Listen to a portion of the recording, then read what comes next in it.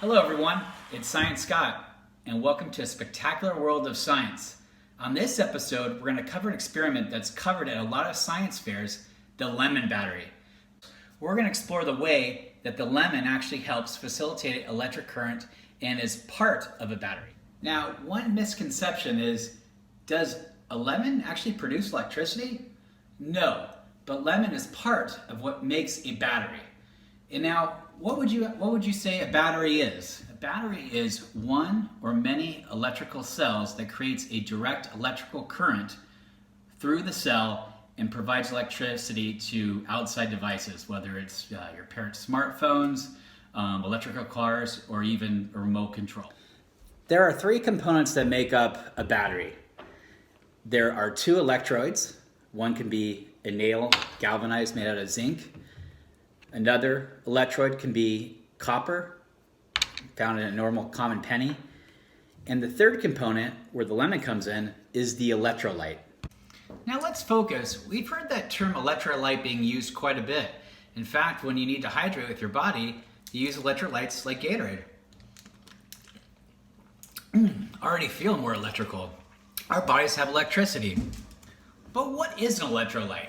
An electrolyte is a substance that produces electricity by dissolving a metal in a polar solution. This process is called polarization.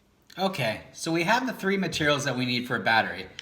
We have one metal, being zinc, one being a penny, and the electrolyte, being the lemon. But how do we create an electrical current?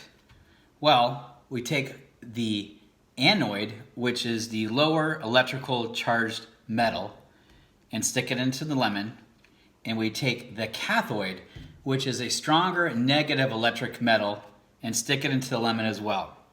And we place these items about, I would say about a 1/4 inch in distance, just enough to create a reaction of polarization. So your homemade battery should look like this: an anode, the cathode, and the electrolyte, most likely about a 1/4 inch apart. Now, we already used the normal common day example of electrolyte being Gatorade, something that gives you energy and provides electricity in your body. But we mentioned the components of a battery, the cathode and the anode. Cathode being copper, anode being zinc. And if you look today at today's batteries, one that's a very popular brand is Duracell, the copper top battery. It's got copper on one side, it's got zinc on the other side, and guess what's inside the battery? An electrolyte. So I think we're about ready to use our battery. So we're going to take the zinc side and connect a negative wire to it.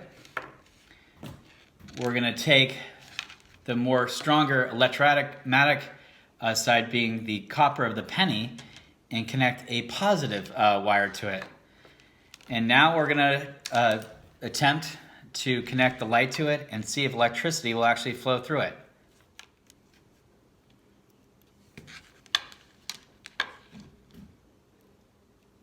The light didn't go on. What happened? I followed everything correct. I've got the anode being the nail, the cathode being the penny, an electrolyte, and I've created a circuit to go through connecting the light to both the positive and negative charges. What's wrong? One thing that occurred to me while I was drinking my Gatorade is that there's different types of batteries, as we mentioned, this copper top Duracell, and they each have different voltage readings on them. This one says 1.5 volts.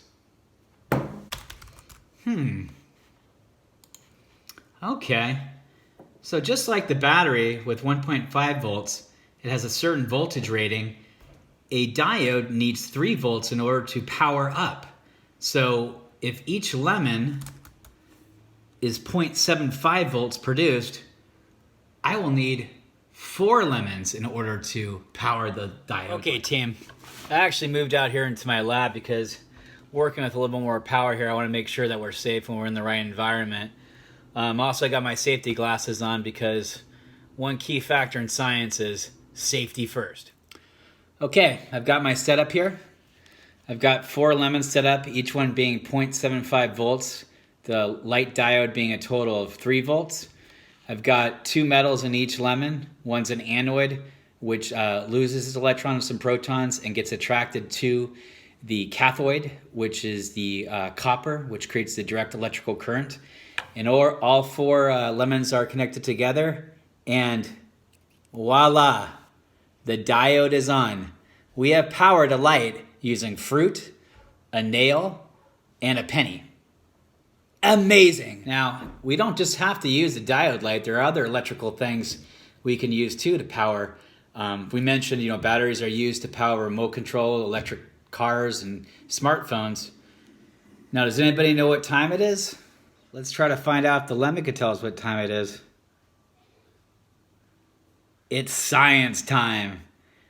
Once again, thanks for watching, and hope to see you soon. Bye, guys.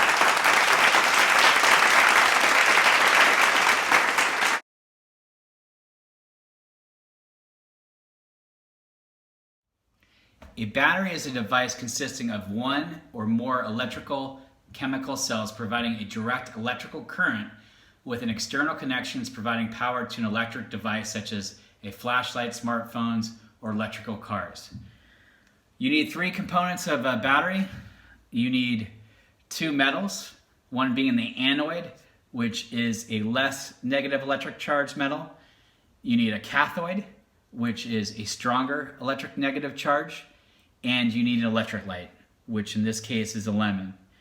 By connecting these two metals together inside an electrolyte, it causes a chemical reaction called polarization, which pulls the protons and electrons from the zinc nail to the copper penny, causing a direct electrical flow.